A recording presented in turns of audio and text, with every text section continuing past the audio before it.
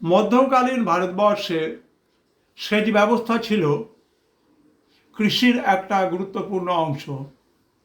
কারণ সেচ না হলে কৃষি উৎপাদন যদি ভালো না হয় তাহলে রাজস্ব সংগ্রহ হবে না। যার জন্য প্রজাসাধারণের কথা মাথায় রেখে দশম থেকে সপ্তদশ শতকের যে সমস্ত শাসকরা ছিলেন তারা দুই ধরনের সেচ প্রকল্প মাথায় নিয়েছিলেন।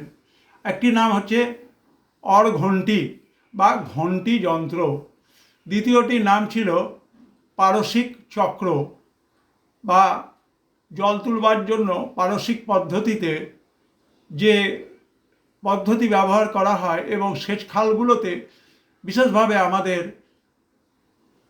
ভারতবর্ষের মধ্য অংশে যমুনা খাল থেকে জল যে সরবরাহ করা হতো সেখানে পারসিক চক্র বা পার্সিয়ান হুইলের ব্যবহারের কথা আমরা জানতে পারি। সুতরাং ঘণ্টি যন্ত্র বা অরঘণ্টি এবং পার্সিয়ান হুইল মূলত দুই ধরনের সেচ ব্যবস্থা